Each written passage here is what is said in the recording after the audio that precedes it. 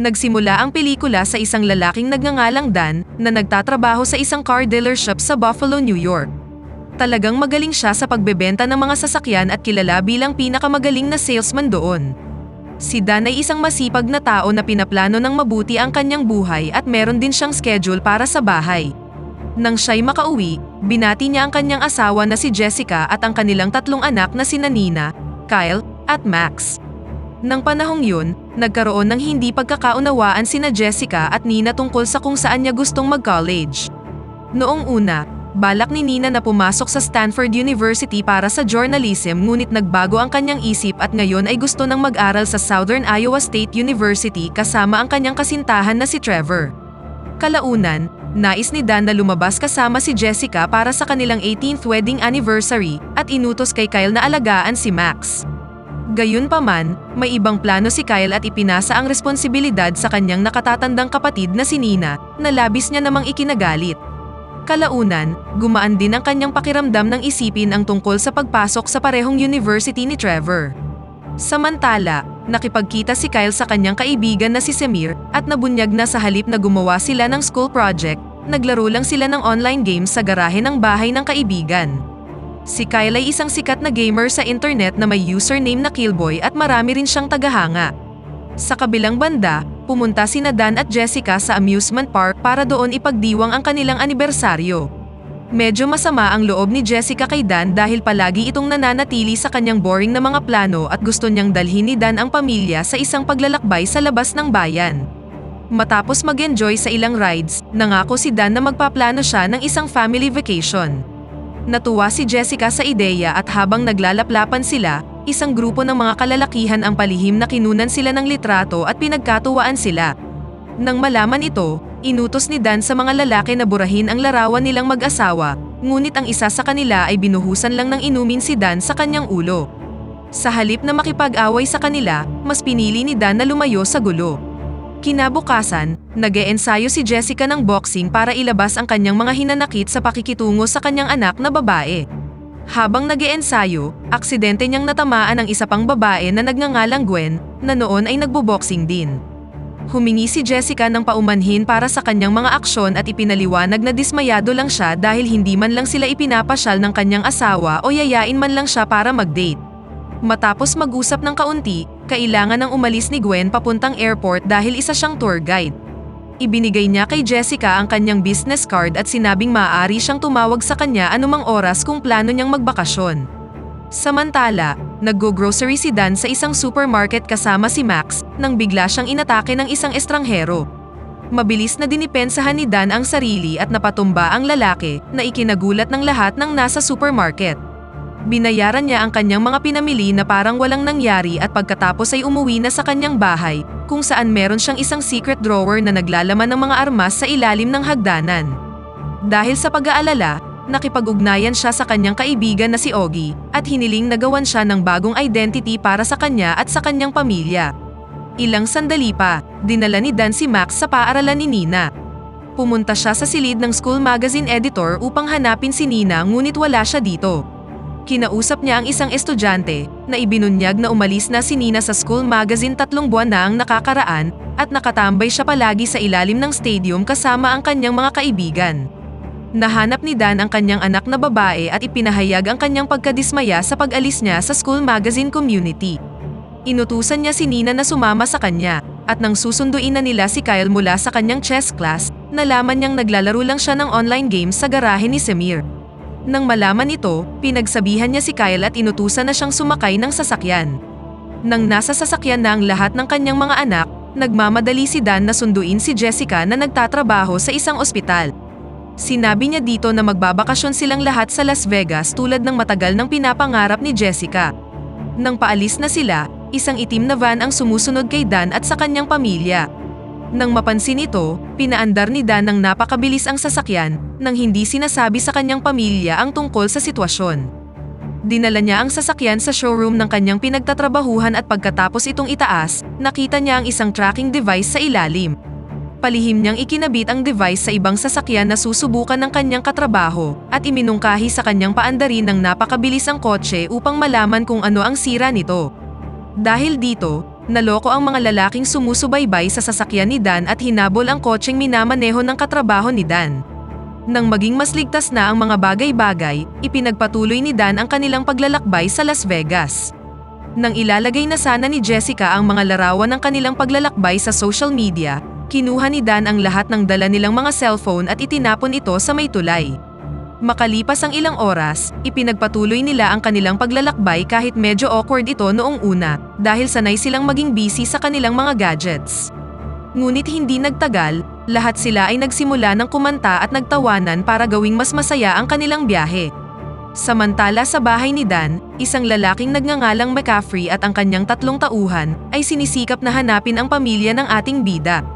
Inutusan ni McCaffrey ang kanyang mga tauhan na ituloy ang paghahanap sa pamilya at nararamdaman niyang hindi pa sa kanila sinasabi ni Dan ang kanyang tunay na pagkatao. Nang nasa isang hotel na sina Dan, biglang nagbago ang kanyang isip na manatili doon matapos niyang makita si Kyle na kumukuha ng litrato kasama ang isang fan at inilagay ito sa social media. Sinabi niya sa kanyang pamilya na ipagpapatuloy nila ang pagbiyahe, kaya ang kanyang asawa at mga anak ay kailangang matulog sa sasakyan. Hindi nagtagal, 3 sa mga tauhan ni McCaffrey na nakamotorsiklo ay sinimulang habulin ang kotse na sinasakyan ng pamilya ni Dan. Dahil dito, nilaksan ni Dan ang musika para hindi malaman ng kanyang pamilya ang nangyayari. Gamit ang kanyang galing sa pakikipaglaban, isa-isa niyang tinalo ang mga tulisan at idinispatcha ang huling kriminal sa pamamagitan ng pagbangga ng kanyang sasakyan sa motorsiklo na naging sanhi ng pagbangga niya sa isang billboard. Nagising si Jessica matapos marinig ang pagsabog, ngunit nagsinungaling si Dan at sinabing tumama sila sa isang lubak. Dahil buong gabing nagmamaneho si Dan, nagpasya siyang huminto sa isang plantasyon para magpahinga, ngunit nang malapit na siyang makatulog, nagising si Nina at na-realize na nasa Iowa sila. Hiniling niya sa kanyang ama na dalhin siya sa Southern Iowa University kung saan niya gustong mag-aral. Matapos ang ilang pagtatalo ni Jessica at Nina, sa wakas ay pumayag din si Dan na dalhin si Nina sa campus. Pagdating doon, pinakinggan ni Dan si Jessica na nagkukwento tungkol sa kanyang nakaraan bilang isang atleta ng pole vault at kung paano niya tinalikuran ang kanyang pangarap matapos magkaroon ng injury. Gusto ding ibahagi ni Dan ang sarili niyang nakaraan ngunit nagbago ang kanyang isip nang makita ang isang kahina-hinalang lalaki na may dalang suitcase. Nilapitan niya ang lalaki na lumalabas na isang negosyante ng corn seed mula sa Germany na hinahanap ang kanyang anak na babae sa campus. Nang dumaan sila sa laboratorio, hindi naniwala si Dan sa kwento ng lalaki kaya kinausap niya ito sa wikang German para siguraduhing hindi siya isa sa mga tauhan ni McCaffrey. Nagulat si Jessica nang marinig na marunong magsalita ng German ang asawa at umalis sa hallway nang may malaking paghanga. Kalaunan, naniwala din si Dan sa lalaki nang ipakita niya ang kanyang suitcase na puno ng corn seeds. Kasabay nito, sinubukan ng isa sa mga tauhan ni McCaffrey na barilin si Dan. Mabilis na pumasok si Dan sa school laboratory at nagkaroon ng laban sa pagitan nila, ngunit sa huli, nagawang talunin ni Dan ang tauhan ni McCaffrey. Sa kabilang banda, bumisita si Nina sa dormitoryo ng paaralan at hindi sinasadyang nahanap ang silid ni Trevor. Gayunpaman, laking gulat niya nang makitang may kasama siyang ibang babae sa loob. Nang matuklasan niyang niloloko lang siya ng kanyang nobyo, nagpasya si Nina na makipaghiwalay na sa kanya. Kalaunan sa araw na yon, sumama na si Nina sa kanyang pamilya sa paglalakbay sa Las Vegas at nang makarating sila sa Colorado, si Nina na ang nagmaneho ng sasakyan. Humingi siya ng paumanhin kay Dan sa pag-iwan niya sa school magazine at nangakong babalik sa kanyang posisyon bilang school magazine editor. Kinabukasan, pagkatapos magpalipas ng gabi sa Colorado, nakipag-ugnayan si Dan kay Ogie at napagkasunduan na magkita sa Las Vegas para kunin ang mga pasaporte ng kanyang pamilya. Habang nasa isang restaurant si Dan, plano sana niyang sabihin kay Jessica ang kanyang nakaraan, ngunit nilapitan siya ni Kyle upang talakayin kung bakit mas gusto niyang maging online gamer. Ipinaliwanag ni Kyle na hindi siya masyadong kumpiyansa sa totoong mundo ngunit labis siyang masaya kapag naglalaro siya bilang si Killboy dahil maraming tao ang humahanga sa kanya. Hinamon niya ang kanyang ama sa isang laser shooting game na may kondisyon na kapag nanalo siya, hindi na siya maaaring pigilan ni Dan sa paglalaro at kapag natalo naman siya, titigil na siya sa paglalaro. Nang marinig ito, pumayag si Dan at pumunta sila sa laser shooting game area. Lingid sa kaalaman ni Kyle, dalubhasa si Dan sa paggamit ng mga armas at madali siyang nanalo sa laro. Nalungkot si Kyle ngunit sinubukan siyang pasayahin ni Dan sa pamamagitan ng pagyakap sa kanya. Nang dumating si Dan at ang kanyang pamilya sa Las Vegas, pumunta sila sa kanilang hotel room at nakipagkita si Dan kay Ogie sa bar para kunin ang kanilang mga bagong passport at flight ticket papuntang Vancouver. Maya-maya, bumalik si Dan sa hotel room at naghanda para maghapunan kasama si Jessica, ngunit tiniyak niyang may dala siyang armas para kung sakali mang magkagulo. Bago umalis, sinabihan niya ang kanyang mga anak na huwag lumabas ng silid o buksan ang pinto para sa sinuman. Gayunpaman, lumabas ng kwarto ang magkakapatid para tuklasin ang online gaming area ng hotel. Samantala, nakita ng isa sa mga tauhan ni McCaffrey si Dan at ang kanyang pamilya sa Las Vegas at inireport ito sa kanyang amo.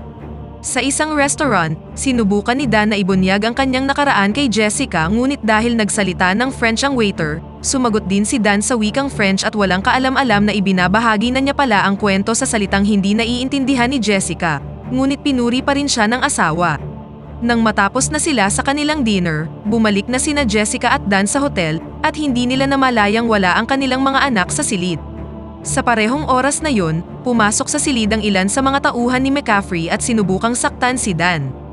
Gamit ang kanyang kakayahan sa pakikipaglaban, nagawang mapatumba ni Dan ang dalawa sa mga nanghimasok, ngunit mabilis niyang ibinaba ang kanyang armas ng bihagi ng lalaking nagngangalang Coogan si Jessica.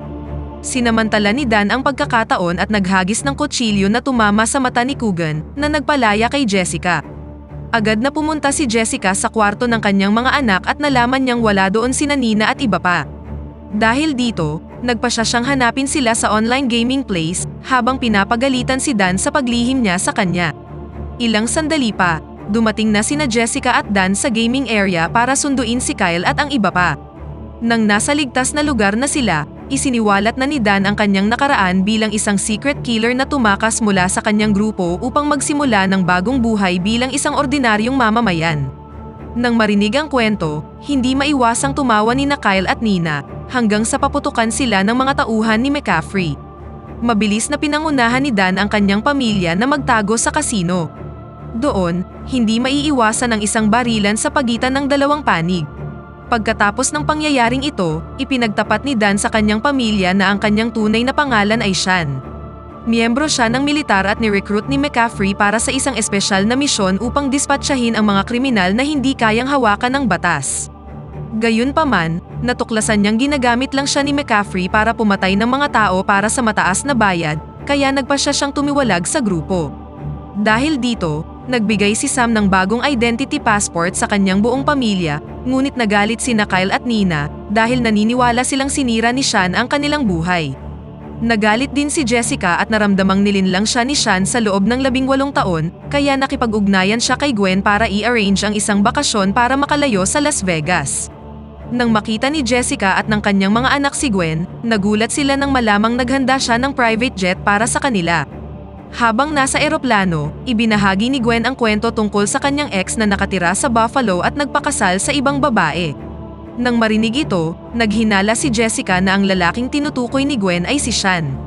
Bago pa lumipad ang eroplano, plano na sanang umalis ni Jessica kasama ang kanyang mga anak ngunit bigla silang hinarap ni McCaffrey. Ikinulong ni Gwen ang pamilya ni Sean para ibigay sila kay McCaffrey upang makuha muli ang dati niyang kasintahan na si Sean. Pagkatapos, ginawang hostage ni McCaffrey si Jessica at ang kanyang mga anak upang pilitin si Sean na makipagkita sa kanya ng mag-isa sa isang kasino.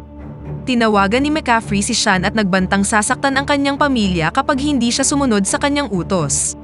Nang makarating si Dan sa kasino, nakilala niya ang isang lalaking nagngangalang Spiros na ginabayan siya papunta sa kwarto kung saan binihag ni McCaffrey ang kanyang pamilya. Nang makapasok sa loob, winelcome ni McCaffrey si Dan at sa kanilang pag-uusap, nabunyag na si McCaffrey ang kanyang tunay na ama. Iniutos ni McCaffrey kay Dan na bumalik na siya sa grupo bilang kanyang top assassin, ngunit tumanggi si Dan, kaya inutusan niya si Gwen na barilin si Jessica. Dahil sa takot para sa kaligtasan ng kanyang pamilya, pumayag na si Dan sa kagustuhan ng kanyang ama, sa kondisyong titiyakin ni McCaffrey na ligtas na makakabalik sa Buffalo ang kanyang pamilya. Nang marinig ito, pumayag si McCaffrey at inimbitahan na ni Spiros si Jessica at ang iba pa na lumabas na ng silid. Habang nasa elevator, ginamit ni Jessica ang lampin ni Max para guluhin si Spiros at itinulak siya mula sa top floor. Pagkatapos, nagmamadali silang bumalik upang iligtas si Dan. Sa loob ng silid, nagawang talunin ni Dan si Gwen, dahilan para makatakas na ang kanyang pamilya. Samantala, naramdaman ni McCaffrey na may maling nangyayari kaya inutusan niya ang kanyang mga tauhan na maghanda. Sa parehong oras na yun, inutusan ni Dan si Jessica at ang mga bata na pumunta sa rooftop ng gusali at iniabot ang isang drone kay Kyle na makakatulong sa pagmonitor sa mga tauhan ni McCaffrey. Samantala, ang mga tauhan ni McCaffrey na kanina pa naghihintay sa harap ng elevator para hulihin si Dan, ay nakita lang sa loob ang isang bag ng mga kagamitan ni Max. Nang suriin nila ito, isang bomba ang sumabog na ikinamatay nilang lahat. Kasabay nito, isa-isang tinalo ni Dan ang mga tauhan ni McCaffrey sa tulong ni Kyle na sinasabi sa kanya ang kinaroroonan ng mga kalaban. Sa oras na yon, nagising na si Gwen at tinawagan siya ni McCaffrey sa telepono, kung saan inutusan siya nitong hanapin si Kyle na kumokontrol sa drone. Samantala, itinutok ni Dan ang kanyang baril kay McCaffrey mula sa itaas at inutos sa kanyang ama na itigil na ang lahat. Gayunpaman, inutusan ni McCaffrey ang kanyang mga tauhan na barilin si Dan at sinubukan niyang iwasan ang lahat ng mga putok. Sa rooftop ng gusali, sinabihan ni Jessica ang kanyang mga anak na magtago at hinarap si Gwen na nakarating na sa taas. Sa game room, nagsimulang magkaproblema si Dan sa pagbasa ng mga galaw ng kalaban matapos barilin ni McCaffrey ang drone na kinokontrol ni Kyle. Samantala, tila madaling natalo ni Gwen si Jessica at plano niyang saktan ang kanyang mga anak. Nang makita ito, tumayo si Jessica at sinubukang umakyat sa itaas gamit ang isang kawayan, ngunit nabali ito at pinagtawanan siya ni Gwen. Hindi nagtagal, kinuha ni Jessica ang isang putol na kawayan at inihagis ito kay Gwen na naging sanhi ng pagkamatay niya.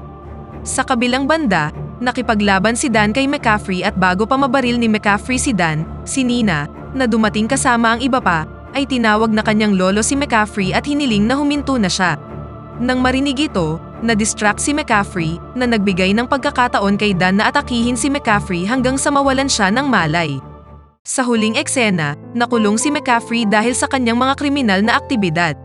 Para naman sa batang si Nina, naabot na niya ang kanyang pangarap na maging isang news reporter, habang si Dan naman ay nagbukas ng isang kumpanya na nag-aalok ng security services sa mga bangko, at si Jessica naman ay natupad na ang kanyang pangarap na maging isang athletic trainer sa isang paaralan. Sa kanilang libreng oras, nag-road trip ang buong pamilya ni Dan na may panuntunang walang sino man ang maaaring gumamit ng cellphone sa kanilang biyahe, at dito na nagtatapos ang pelikula. Pakipindot naman ng like button kung nagustuhan mo ang pelikula at kung hindi naman, pindutin mo ng 2 beses ang dislike button para lang makasiguro.